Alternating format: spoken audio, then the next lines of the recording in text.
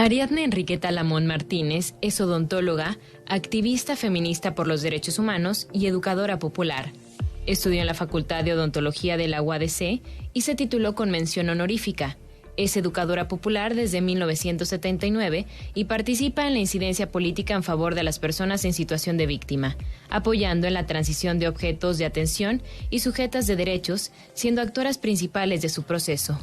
Participa activamente en la promoción para la formación de alianzas, articulaciones con otras organizaciones de la sociedad civil e instancias de gobierno, tendiendo puentes entre las partes, gobernanza y monitoreo de funcionariado. Identifica áreas de oportunidad en instancias gubernamentales, ofreciendo alternativas de solución al funcionariado. Colabora en el sistema de prevención, atención, sanción y erradicación de la violencia contra las mujeres convocada por ONU Mujeres y el Gobierno del Estado de Coahuila, y es integrante del Observatorio Ciudadano de los Centros de Justicia para las Mujeres, coordinación de X Justicia para las Mujeres AC.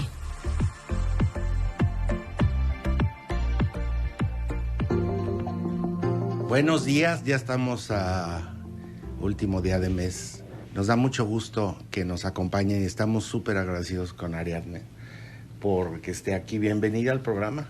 Querido Patricio, la agradecida soy yo por la oportunidad. Estoy muy feliz de estar contigo, de estar en tu presencia, con tu energía y con todas las personas que nos escuchan. Muchas gracias por eso. No, hombre, bienvenida. Estábamos hablando, Ariadne y yo, fuera del aire, en corte, no corte, antes de entrar al aire, que somos muchas cosas a lo largo de la vida, ¿verdad?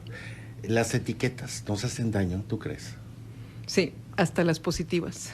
Hasta las positivas. Hasta las positivas. Porque no podemos encapsular a alguien. Yo no te puedo, estoy viendo la enormidad de tu trayectoria. En la mañana me eché una buceada muy larga a Google, donde viene, eres colaboradora además en Milenio, donde leí 4 o 5 de tus colaboraciones y ya no me las voy a perder. Pero somos tantas cosas a lo largo de la vida, ¿a poco no? A lo largo de la vida vamos siendo muchas cosas, yo creo que de acuerdo a lo que la vida nos va pidiendo, y más cuando tienes esa como sensibilidad para ir escuchando lo que se le llama los signos de los tiempos, para irte adecuando a lo que la vida te va pidiendo. ¿Cuáles eran los signos de los tiempos cuando eras una niña? Cuéntame de tu entorno en la niñez. ¿Qué veías? Me imagino una niña muy reflexiva y con una mirada, tienes una mirada muy profunda. Sí, dicen que una mirada a veces pesada, pero no, yo creo que es una mirada cargada de amor, se me hace a mí, sí, y así totalmente. Quisiera que fuera. Mira, yo de chica siempre fui exactamente muy inquieta, tenía muchos motivos a mi alrededor para reflexionar. Una de ellas era la presencia de mi madre, una mujer que pudo estudiar, o sea, de una familia en la que era tradición estudiar. De hecho, yo tengo un bisabuelo médico y no mucha gente puede decir que su bisabuelo haya sido profesionista. Sí, ¿no? Pues en mi familia sí había un médico y la hija de él, mi abuela, era pintora, era educadora y también era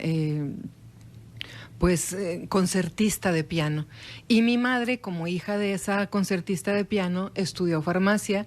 Nos venimos a vivir a Torreón porque le ofrecieron a mi mamá trabajo en el Seguro Social como la farmacéutica que era, y llegamos a vivir aquí y ella era la jefa de farmacia del Seguro Social por años, hasta que se retiró por edad. Y ella siempre fue una mujer con muchos principios de ética, sociales, muy tendientes hacia el espectro político, hacia la izquierda. Y, por ejemplo, mi mamá conoció en su juventud a Che Guevara, a Fidel Castro, cuando estuvieron en México, porque coincidió con que ella también vivía en México. Entonces conoció al pintor, se me escapa ahorita el nombre de este pintor famoso muralista, pero que también era de izquierda, el esposo de Frida Kahlo. Diego Rivera. O sea, conoció a toda esa gente. Los muralistas tenían una sensibilidad social. Y en esa sensibilidad mi mamá se termina de formar. Entonces, cuando nosotras fuimos llegando a este mundo, ella siempre nos educó de esa manera. En mi familia, por ejemplo, se mencionaba, nos sentábamos a comer o a cenar y platicábamos en la familia de que había una revuelta de estudiantes en México y que el Estado a esos estudiantes los estaba reprimiendo, y comentábamos el asesinato de la masacre del 2 de octubre, y nosotras desde chiquititas, por ejemplo, mi hermana mayor tenía 13 años y en ese momento ella me decía, el responsable de esa masacre del 2 de octubre fue Luis Echeverría Álvarez. Por supuesto. Porque él la mandó, él la ordenó.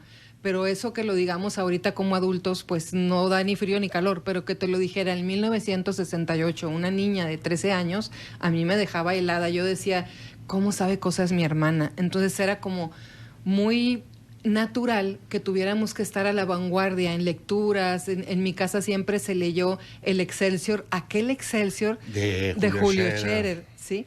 O la revista Siempre, cuando era la revista de don Siempre. Pepe Pajes Yergo. Exactamente, o Proceso, y ese tipo de lecturas siempre hubo en mi familia, y entonces fuimos creciendo con esa mentalidad.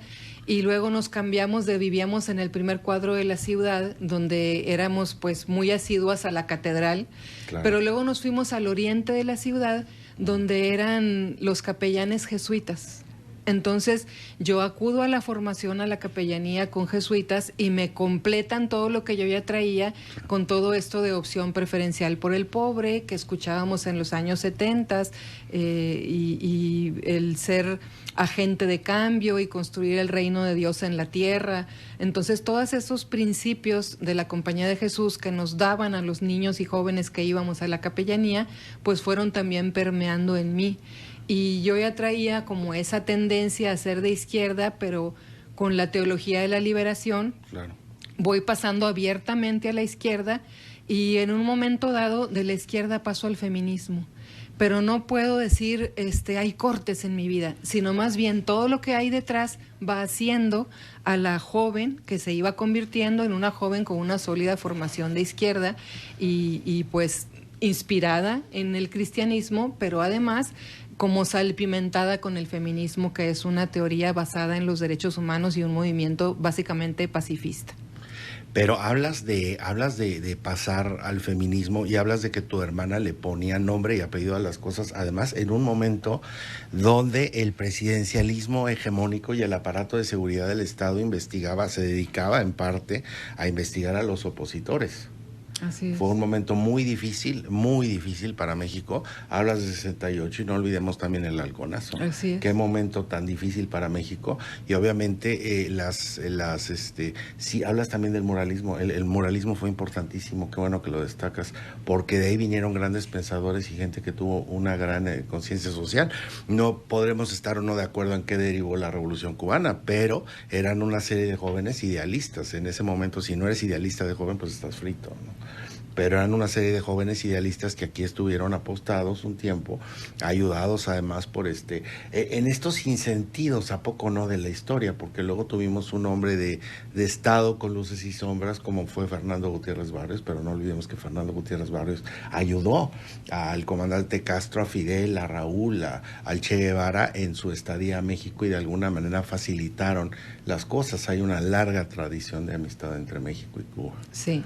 Y hay una también tradición en los gobiernos que tuvimos en esos años, también cercanía con la izquierda. Claro. Porque la izquierda no nada más fue proscrita y perseguida y asesinada, sino también había, como bien señalas tú, el apoyo desde el poder. Sí.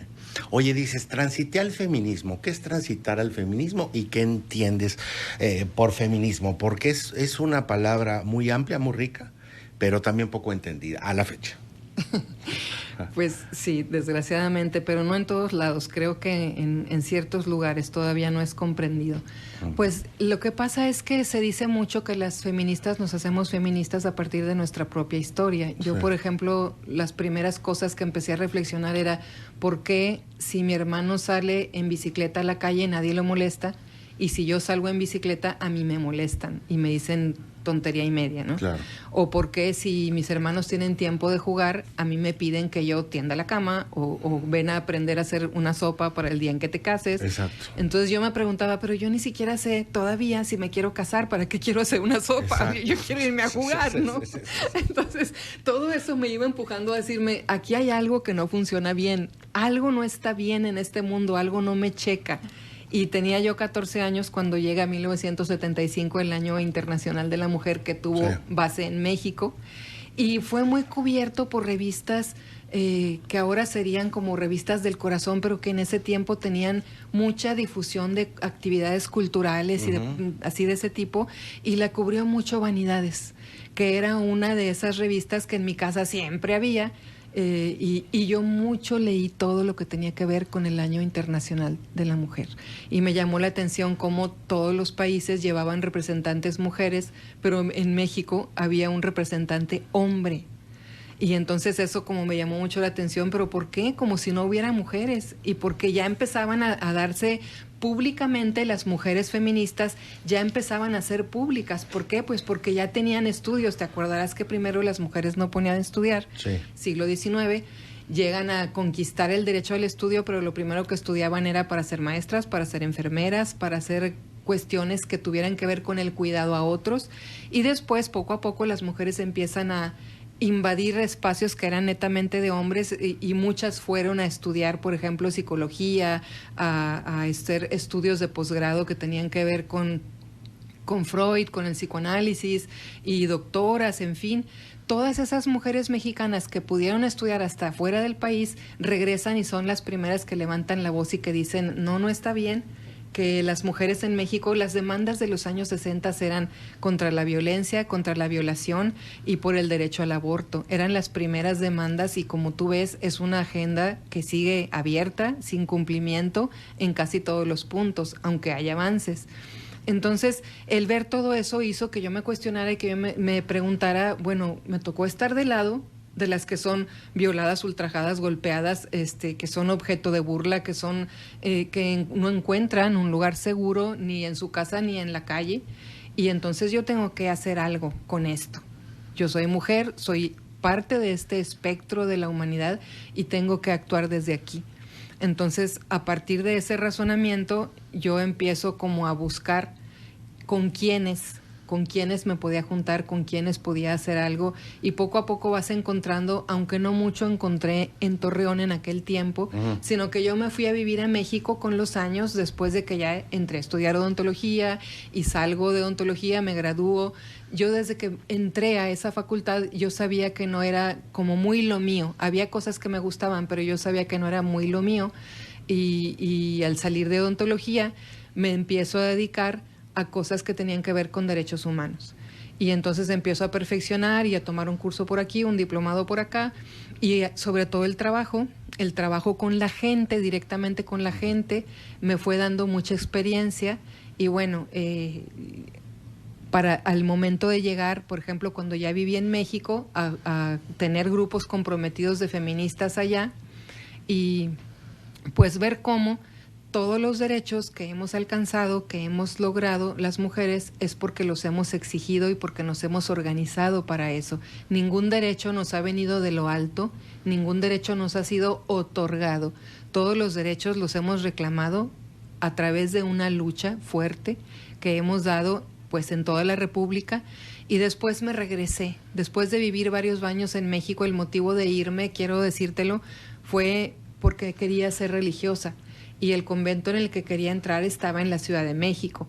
Y cuando yo decidí irme, ya tenía una hermana que estaba en ese mismo convento, que también es odontóloga, mi hermana Giselle, y a todo mundo se le hizo así como que qué locura, o sea, ella ya tiene consultorio, ya salió, ya se graduó, salió bien graduada, ¿qué le pasa? ¿Por qué quiere ser monja? Y de todos modos me fui con un montón, hasta la gente que me quería más me decía, pero ¿qué pasa contigo? ¿Qué tontería vas a hacer? Entonces yo estaba convencida. Esos jesuitas incendiarios que te educaron y me educaron a mí también, ni modo. Sí, claro. Bueno, entonces tú sabes muy bien de qué estoy hablando. Total, que la gente se quedaba sin comprender por qué, pero yo sí me fui La cuestión conmigo fue que cuando entro a ese convento y empiezo a habitar ahí y a contemplar y todo con mujeres que yo admiraba mucho, me doy cuenta que algún día íbamos a estar viejas, todas. Y me quedo viéndolas y digo, siempre sí tenían razón los que me decían que podía servir a Dios en todos lados, porque yo sí quiero casarme y va para afuera. ¿Nos permites?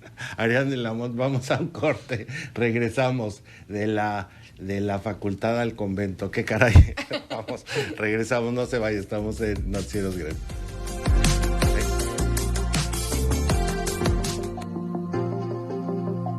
Ya regresamos. Sigue en sintonía de...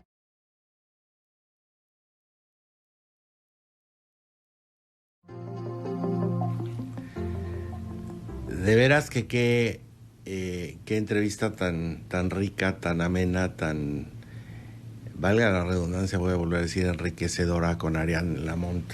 Gracias. Francés el apellido, Lamont. Francés el apellido, sí.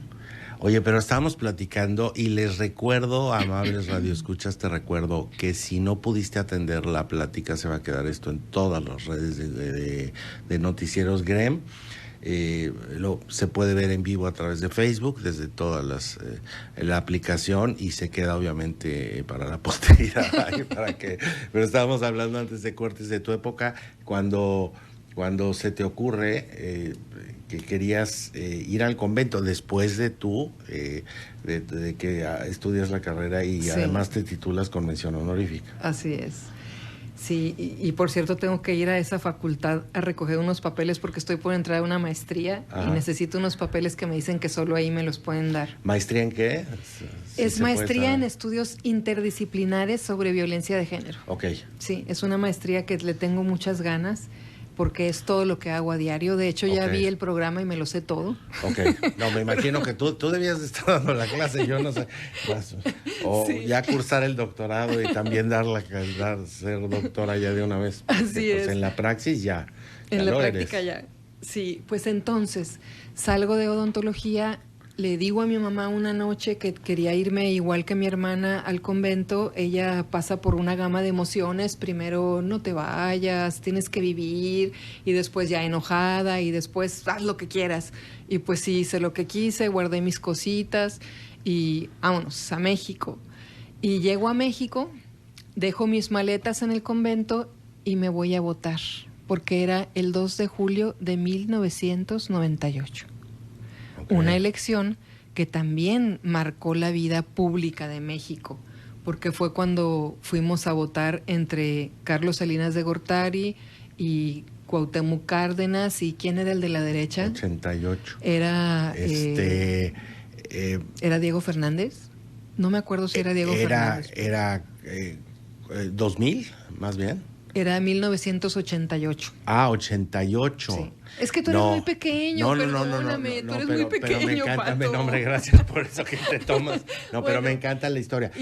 Ignoro quién, no me acuerdo. Era quién iba por la... Ya Cárdenas, me acordé.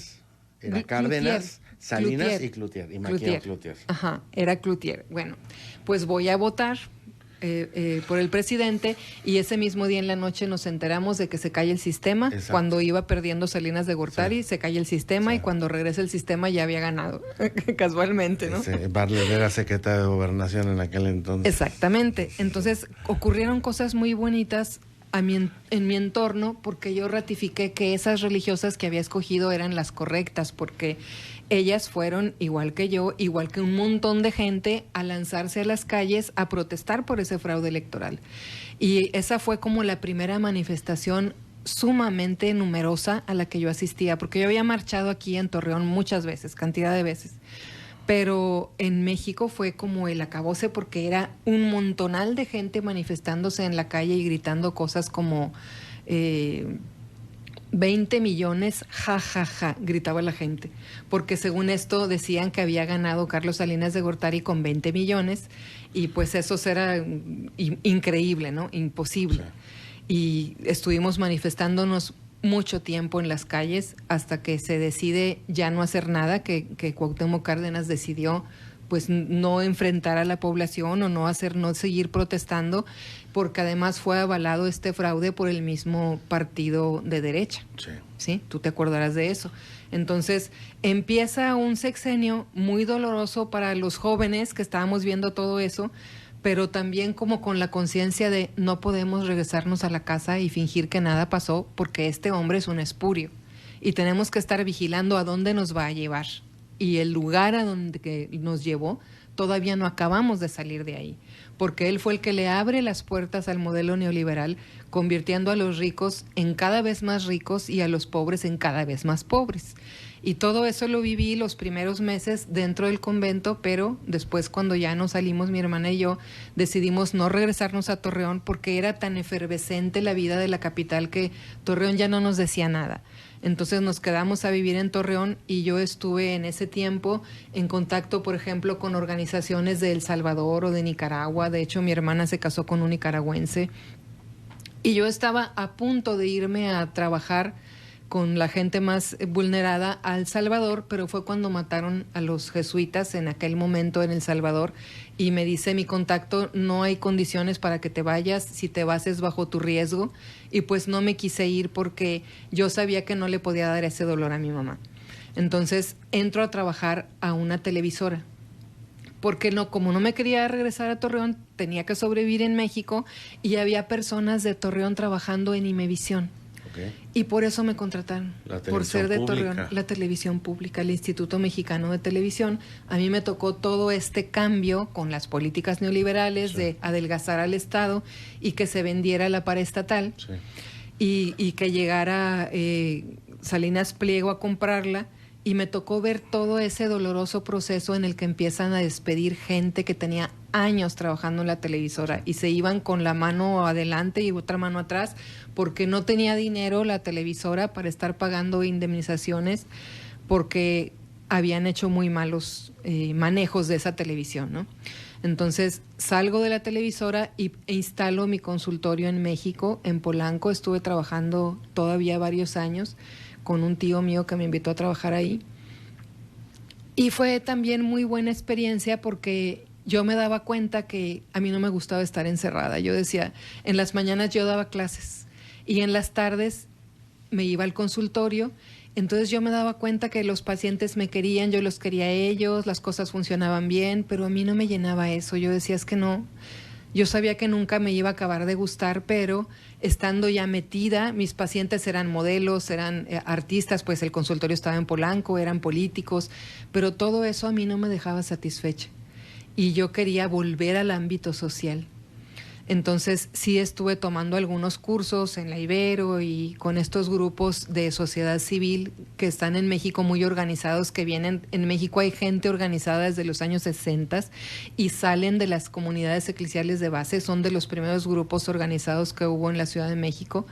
Por eso es que la Ciudad de México es un lugar tan vigoroso para todo lo que tiene que ver con la acción pública, ¿no? Entonces, finalmente yo me tengo que, decido regresarme a Torreón en el año 1994, pero primero voy y deposito mi voto y después me regreso a Torreón. Sí, que fue como tu pues obligación de ver ineludible con lo que estabas viendo, ¿no? Sobre todo después de 88. 88 es un año que, aunque hayamos estado chicos, grandes, a nadie se nos olvida. Pues no, porque además consecuencias muy graves, muy malas, muchas expropiaciones, muchas ventas, la corrupción en su máximo esplendor, y desde ahí nunca se detuvo hasta lo que yo considero en el último sexenio, en este sexenio que estamos viviendo, ¿no? Entonces me regreso a Torreón y ya en Torreón empiezo de nuevo a trabajar con jesuitas, que me invitaba mucho el padre Oscar Rainal, que creo que ahora vive en Chihuahua, a trabajar en los ejidos donde él estaba, y yo llegaba a los ejidos a dar pláticas de los cursos religiosos, pero luego entro a trabajar al DIF también. Okay. Me invitan a trabajar al DIF en la primera administración del licenciado Cermeño. Sí, ¿cómo no? Y yo estuve trabajando en área rural, y fue como muy bonito que en esa administración, en área rural, en el DIF, estuvimos pura gente de izquierda, pura gente de izquierda, o sea, algunos nos conocíamos. Eso te iba yo a preguntar, porque el Liceo Cermeño, que le tengo el mayor de los aprecios, pero no es precisamente no fue un gobierno, no ha sido ninguna de sus administraciones de tintes de No, pero de fíjate, izquierda. pasó algo curioso. Yo pienso que como era la primera vez que había alternancia en la ciudad. Sí, fue muy importante. Eso número uno. Y número dos, que hay que reconocerlo, el PAN no sabe trabajar, o en aquel momento no sabía trabajar en comunidades, y menos en comunidades rurales, pues por eso contrataron gente que sí sabía. Y ahí estaba un Juan Manuel Barrón, que había estado toda la carrera con los jesuitas. Él salió del teologado de la compañía, y estaba Chuy Torres, hoy extinto Chuy Torres, pero queridísimo compañero de izquierda que trabajó mucho tiempo también con los jesuitas en sus comunidades y que empezó el Centro de Derechos Humanos Gerardi.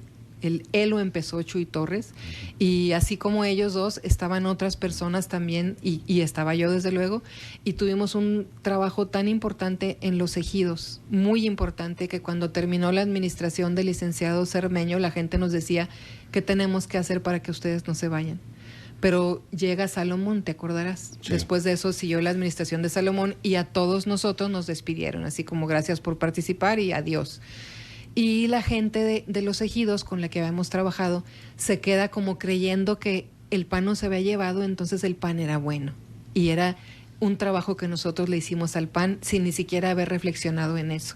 O sea, si hay gente en los ejidos que vota por el PAN, es por el trabajo que se hizo en aquel tiempo de la administración de Cermeño, pero con esas personas que te estoy diciendo, gente muy formada, gente con mucha capacidad de trabajo, con mucho liderazgo y con mucha capacidad para trabajar con la gente de base, porque eso es lo nuestro. Todos esos que te menciono, somos gente que en el mejor ambiente que nos encontramos es con la gente de la base de la pirámide social.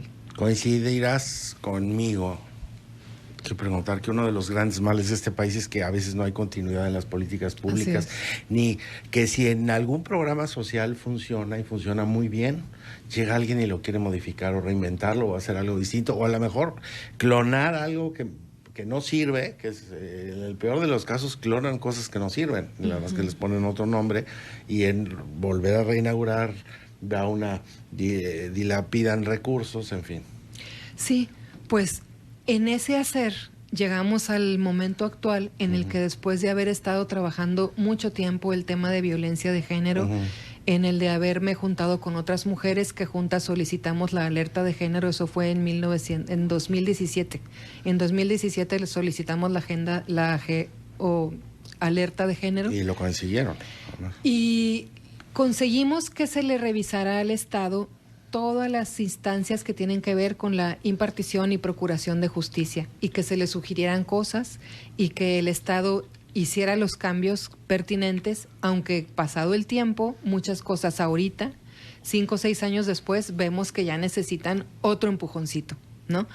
Pero en este momento yo, al trabajar con mujeres, también trabajo con sus hijos, porque muchas mujeres llegan y te dicen, es que yo tengo un problema con mi hijo, a mi hijo le fue mal en la escuela, lo golpearon en la escuela, o alguien abusó de él, o a mi hija esto, o mi niña está embarazada, cosas así, que entonces empiezo a mirar, a tener otra migración más en mi vida, de trabajar exclusivamente para mujeres y con mujeres, y empezarme a fijar en las infancias.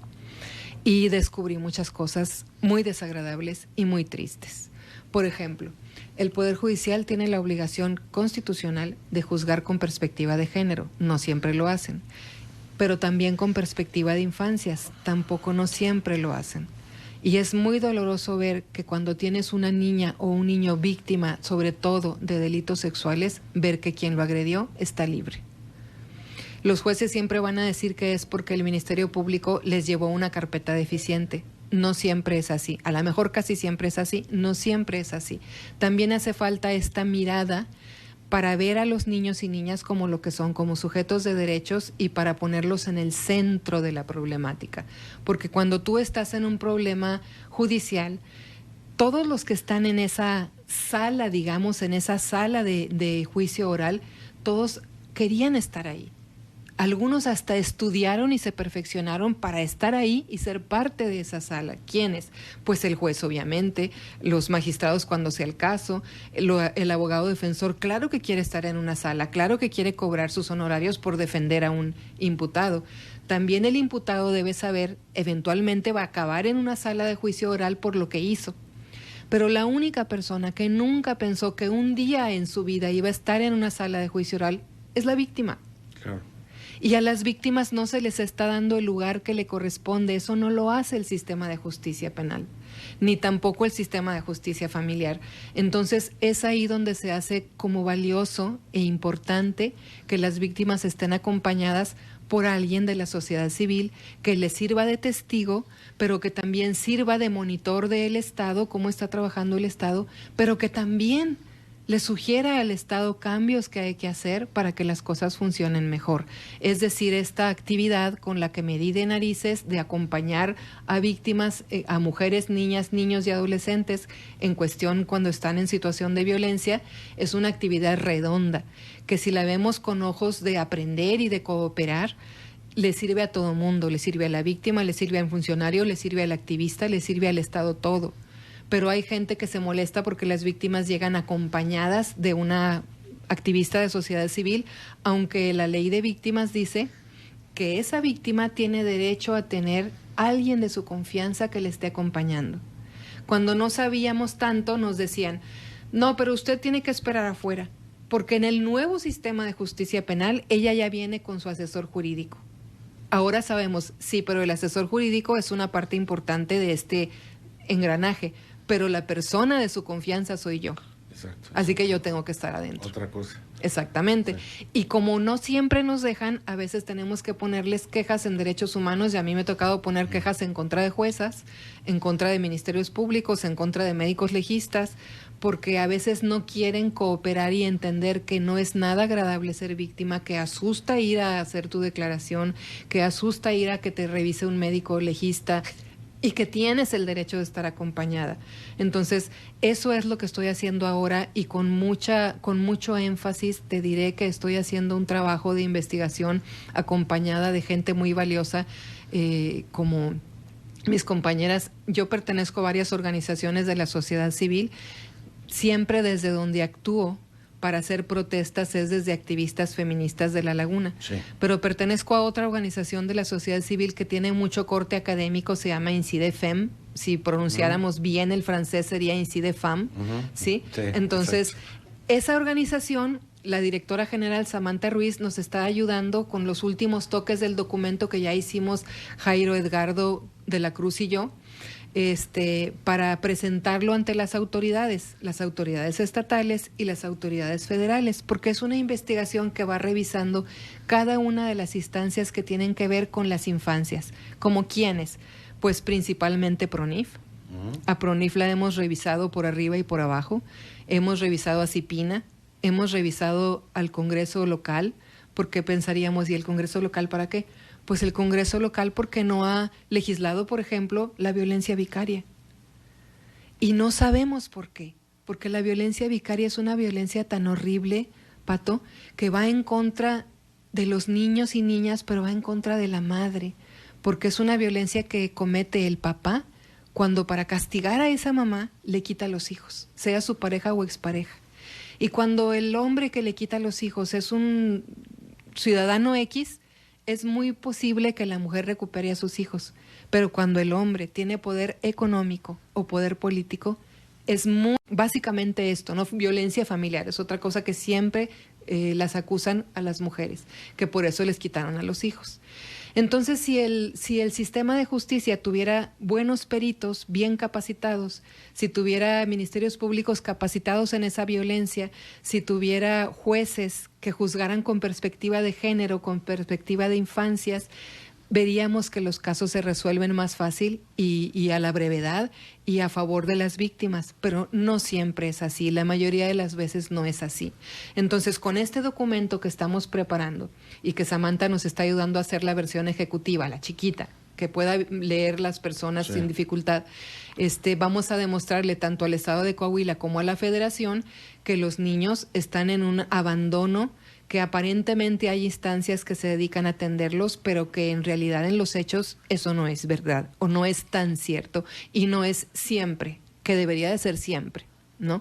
Entonces, lo que buscamos es, Estado de Coahuila, te hemos encontrado esto, con la mejor voluntad te lo decimos, porque además son datos que tú nos diste, son solicitudes de acceso a la información, y eso es lo que vamos a hacer público a más tardar en septiembre. Ha sido un camino, entonces, positivo, porque están obligados, si tú metes una solicitud de transparencia, idealmente cualquier gobierno en sus 3 niveles está obligado a facilitarte el camino. Entonces, están cumpliendo con su labor, ahí para ti el saldo es positivo, ¿no?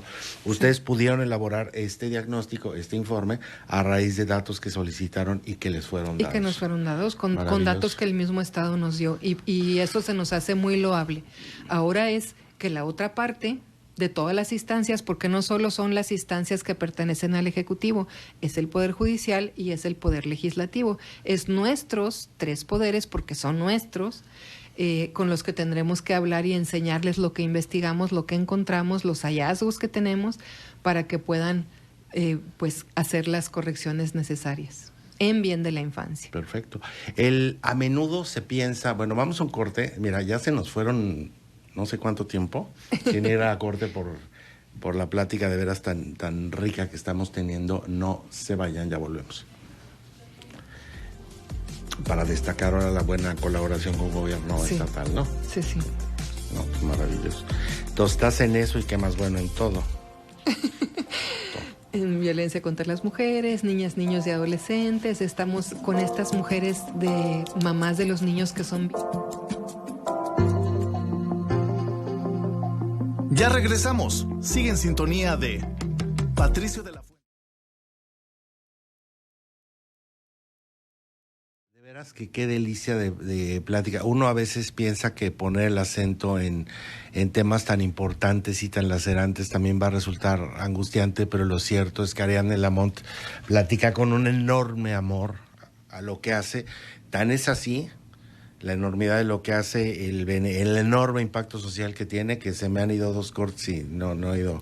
Además, Iván también está distraído escuchando, entonces se nos ha ido el tiempo.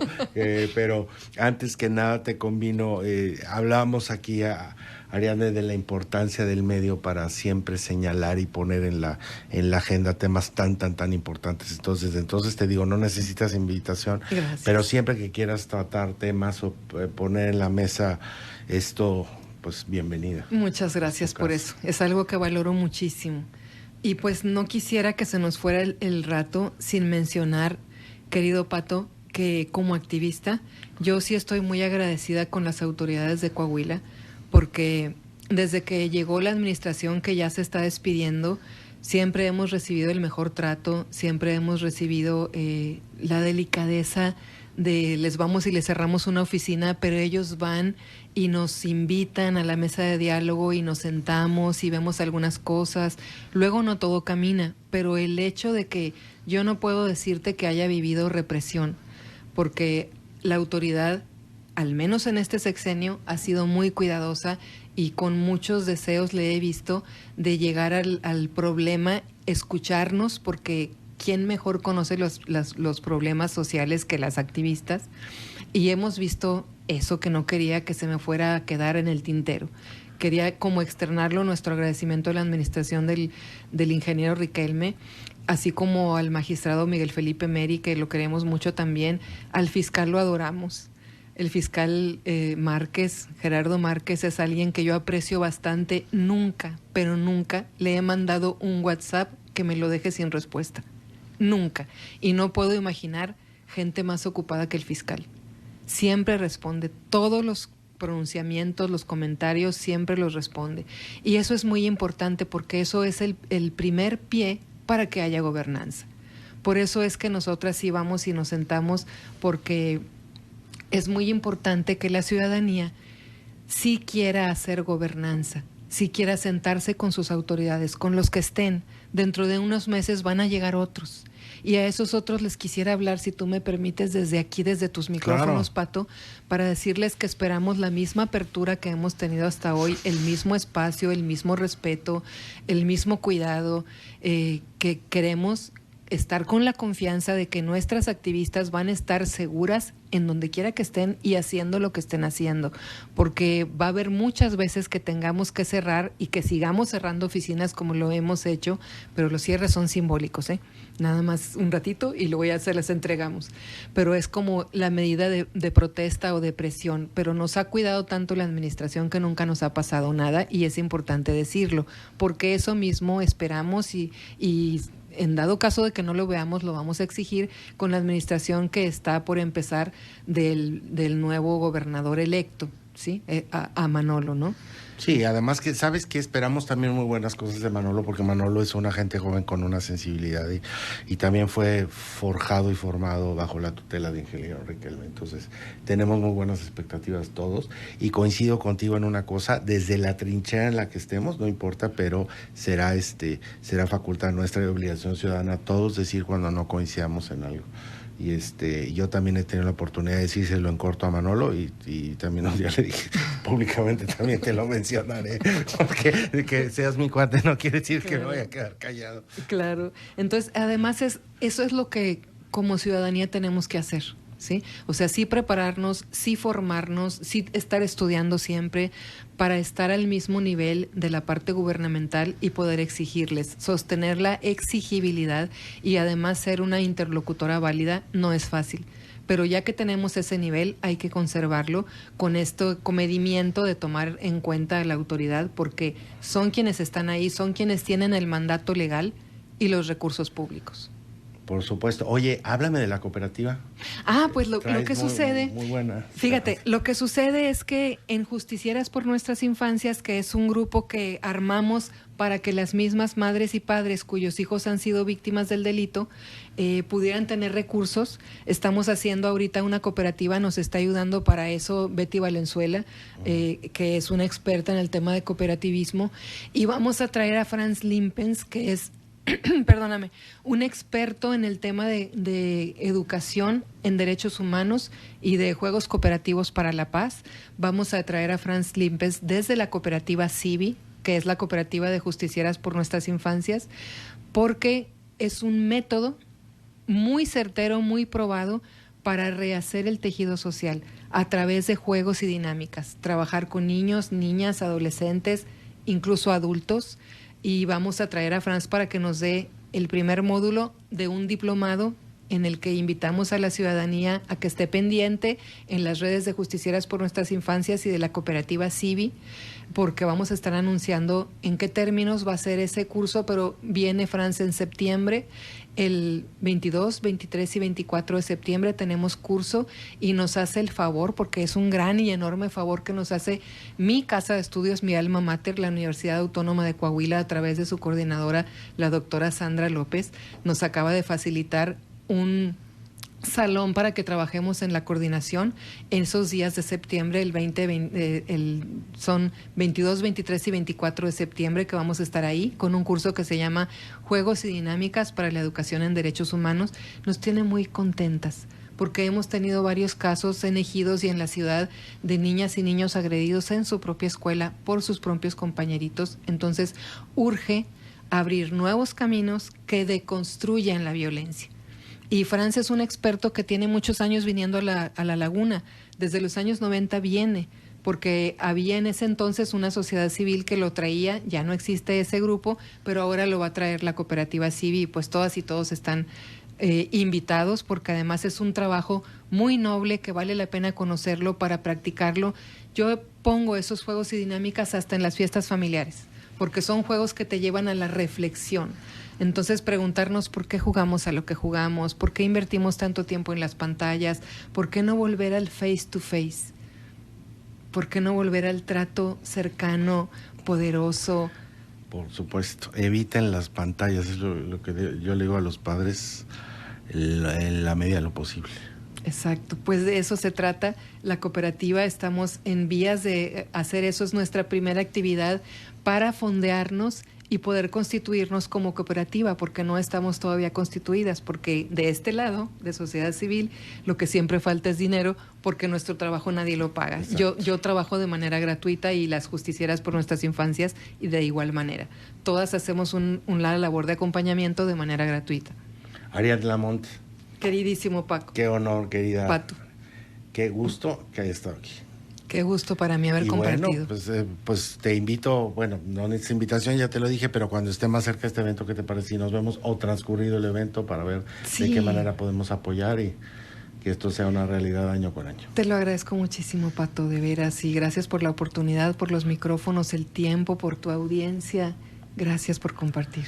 Gracias a todos ustedes, pues gracias a la audiencia, ya saben, me encantará que puedan reproducir esto en todas sus redes sociales. Gracias a Iván Rodríguez en los controles, a Pau Castro, a Lucía Olivares, que grabó como siempre con su melodiosa y preciosa voz esta biografía.